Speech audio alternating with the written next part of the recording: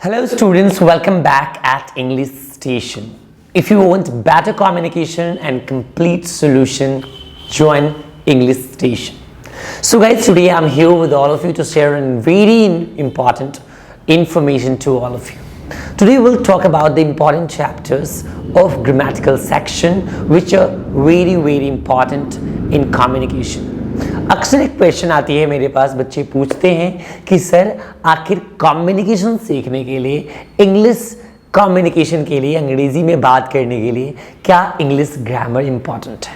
So today I will talk about that and I will make it clear, is it really important to learn English grammar, to speak English and to be communicative. तो क्या सच में English grammar important है या नहीं? यदि important है English grammar तो कौन कौन से चैप्टर्स आप क्विकली लर्न करके आप इंग्लिश ग्रामर के हेल्प के मदद से हेल्प से आप कम्युनिकेशन की कंप्लीट प्रैक्टिस कर सकते हो.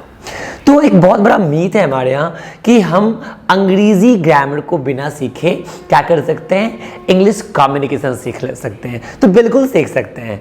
बाय द वे, आपको क्या होना चाहिए, अमेरिका से, इंग्लैंड से या भारत के कुछ ऐसे मेट्रोपॉलिटन सिटी से जहां ज़्यादा से ज़्यादा आपसे लोग अंग्रेजी में बातें करते हो या अंग्रेजी समझते हो और बोलते हो.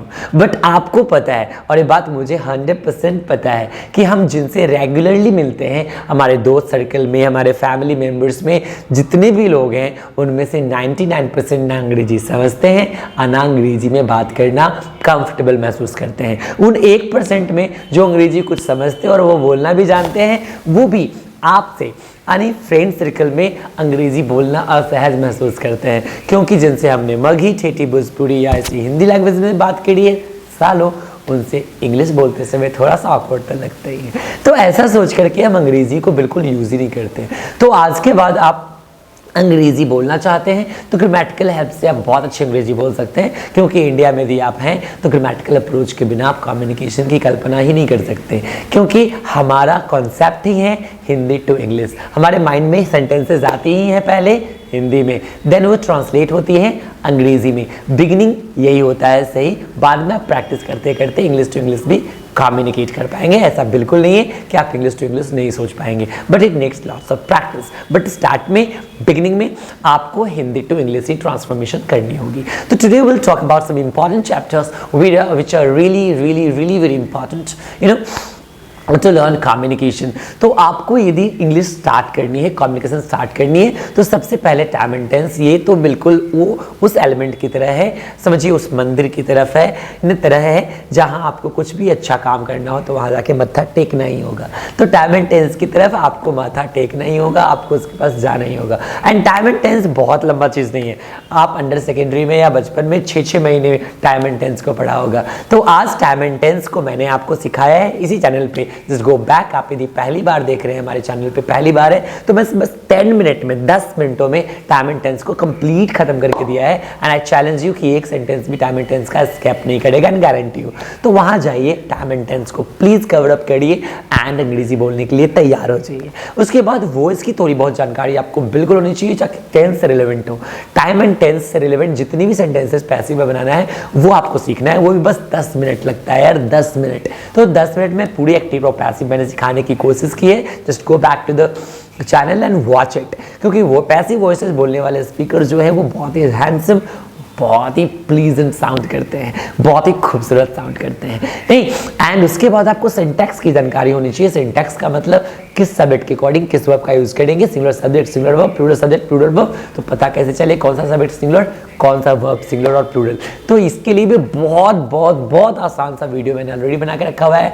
आप जाइए, वर्ब आइडेंटिफिकेशन सीखिए एंड क्विकली अंग्रेजी बोलना सीखिए. प्रीपोजिशन की थोड़ी बहुत जानकारी भी आपके लिए काफ़ी है. तो मैंने आपको लास्ट वीडियो में ही, इससे जस्ट पीछे वाले वीडियो में प्रीपोजिशन की जानकारी दी है, एंड कंटिन्यूसली छोटी छोटी बातें मैं आपको बिल्कुल बताता रहूँगा. तो कंटिन्यूसली छोटी सी थोड़ी ग्रामेटिकल स्किल्स सीख करके आप बेहतरीन कम्युनिकेशन सीख सकते हैं. There is nothing to worry about, and the most important thing above all is to practice regularly. If you want to be communicative, if you want to speak English, and if you want to make you feel that you can speak anything on any topic and talk to anyone, so please have some friends and make some friends whom you can talk with and who will be cooperative for you, will not mock on you, will not tease you and will not pull your leg while speaking English. तो अंग्रेजी बोलते समय आपका कोई leg पुल ना करे, आपको tease ना करे, ऐसे कुछ फ्रेंड्स बनाएं एंड एक हेल्दी इन्वायरमेंट के साथ अंग्रेजी बोलना स्टार्ट करें, because English is easier than to speak Hindi. Really believe me, Hindi हम बचपन से बोलते हैं बट आज भी बहुत सारे लोग अच्छी हिंदी नहीं बोल पाते, बट इंग्लिश कुछ महीनों के प्रैक्टिस में आप ब्यूटीफुल अंग्रेजी सीख सकते हो. And I make you assure, please start from now. English is not a tough language. English is not a subject even. It's just a language and it can be learned easily just after a bit practice.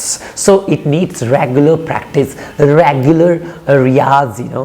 So grammar is the beauty of brain, but communication is the beauty of tone. So just practice whatever you think in Hindi, just try to translate into English quickly. It will be really helpful for you in the beginning to speak English.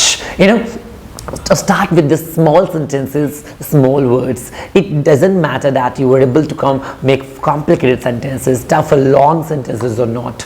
It's very important that what you are speaking is audible and understandable for the people whom you're talking with or not. So if you want to be a good speaker, better speaker, you know, you have to use small simple sentences while talking to anyone.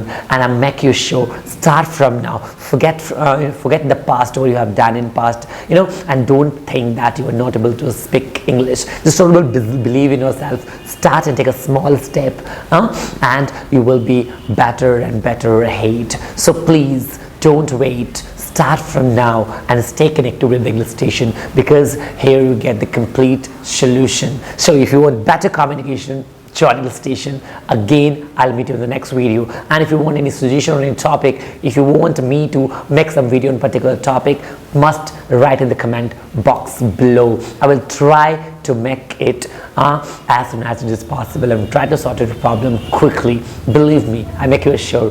Thank you. See you again in the next video. Love you.